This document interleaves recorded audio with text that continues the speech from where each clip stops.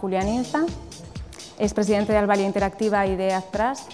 En la actualidad es además profesor del Instituto de Empresa, miembro de Sabiólogos, miembro del Observatorio del Notariado para la Sociedad de la Información, coordinador del Foro de las Evidencias Electrónicas, presidente del Esquema de Certificación de Prestadores de Certificación de Asimelec, coordinador del Grupo de Trabajo de Factura Electrónica de Asimelec.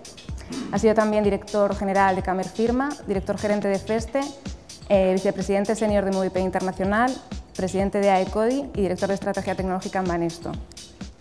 Entre todas estas cosas que al final acabamos interiorizando es respecto a la prueba de los documentos y cómo se gestionan los documentos en papel. Y bueno, resulta que llegamos ahora al año 2007, sale la Ley 11/2007 y alguna más, como la Ley de Contrato del Sector Público, y resulta que no sabemos casi nadie cómo tenemos que gestionar los documentos electrónicos, cuál es su valor probatorio. Bueno, para vuestra tranquilidad os diré que afortunadamente solamente hay dos elementos que ayudan a garantizar la autenticidad de los documentos electrónicos. Por un lado, la firma electrónica. La firma electrónica tiene una interesante propiedad y es que es portátil. La firma electrónica acompaña al documento. Por lo tanto, cuando enviemos un documento electrónico firmado, los elementos de atribuibilidad e integridad que produce la firma viajan con ese documento. Pero ¿qué pasa con aquellos conceptos vinculados a la palabra original, que más o menos la tenemos clara en papel, y que todavía no sabemos cómo hacer en el mundo electrónico? Os voy a poner un ejemplo. Un bonobús, el original en el papel, tiene un elemento que es la obliterabilidad o cancelabilidad. Cada vez que usamos el bonobús en el autobús, se cancela un viaje. Y ese viaje se cancela porque sobre el original, que es el documento, se pica esa actividad y se marca como una pestaña menos o mediante un tipo de muestra, porque es un original y sobre ese original se pueden hacer cosas. Luego, primera pregunta, ¿cómo nos planteamos la obliterabilidad en un documento electrónico? Otro ejemplo, compramos un billete de lotería. Ese billete de lotería, hasta la fecha del sorteo, vale su valor facial. Una vez que llegamos a la fecha del sorteo, vale o bien un premio si es que le ha tocado o no vale nada. Pero ese billete de lotería vale para que nosotros vayamos a cobrarlo o para que se lo dé a mi hermano y vaya él a cobrarlo. Aquí estamos transfiriendo el derecho de cobro de ese documento a un tercero. Estamos endosando el derecho de cobro. El término de endoso, en particular, se establece con las letras de cambio. ¿Cómo transferimos un documento electrónico? Si la referencia de un documento electrónico fuera tan solo dar una copia del documento, nos encontraríamos con que la persona que recibe el documento tiene un documento exactamente igual a otro que puedo tener copiado yo. ¿Cómo resolvemos el endoso? Y veamos otro caso. ¿Cómo resolvemos la completitud? Supongamos que redactamos un documento, un contrato entre dos personas. Supongamos que un año después redactamos un anexo. Si tenemos el anexo, podemos deducir que existe un contrato principal del que ese documento es anexo.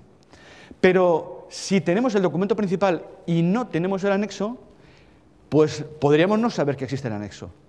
Y aquella parte de las dos que firman el documento que le interese en un momento dado ante un tercero hacer valer lo que dice la primera parte del documento sin su anexo, lo podría hacer si no tuviéramos un mecanismo de gestión de ese tipo de cosas.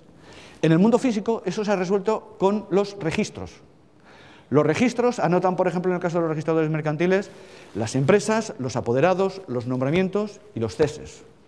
Y es importante anotar los ceses porque quien tiene un poder puede ser que no lo tenga dentro de un tiempo. Esto en el mundo electrónico, la obliterabilidad, la endosabilidad y la completitud se hace en virtud de un mecanismo que la Ley 11 llama sede electrónica. La sede electrónica es un concepto que identifica que hay un lugar que se caracteriza por la autenticidad de los documentos que están allí. Esa sede electrónica tiene que tener por detrás un mecanismo de custodia digital que dé verdadera garantía de la integridad y permanencia en el tiempo de los documentos. Y además esos datos tienen que estar complementados con información que en general se denominan metadatos. En esos metadatos figuran cosas como quién generó el documento, cuándo se consultó, quién lo consultó por última vez, quién tiene derecho a leerlo si es que tiene algún tipo de restricción, qué tipo de información va en ella, qué tipo de derechos o, en el caso de lo que os estoy comentando, si el derecho al que da lugar ese documento se ha consumido o no, si ese documento corresponde a un titular u a otro, y entonces han de figurar la lista de titulares que tienen la tenencia de ese documento, o para el caso de la completitud, si ese documento ha sido derogado o existen documentos posteriores vinculados con ese que afectan a lo que en él se dice y por lo tanto a su validez. Un caso particular del concepto de metadato es precisamente el que permite asignar uno o más documentos a un expediente, con lo cual el concepto de expediente engloba también al concepto de documento. Bueno, pues afortunadamente solamente hay estos dos mecanismos para todas las necesidades que tenemos con los documentos electrónicos, porque aunque es verdad que no tenemos el concepto de original, con el concepto de sede electrónica tenemos un mecanismo que nos permite hacer todas esas cosas que hacemos con los documentos en papel. Bueno, pues todo eso lo tenemos que reaprender, y eso no lo enseñan en el COU. No sé si existe el COU todavía, porque yo soy... Vale.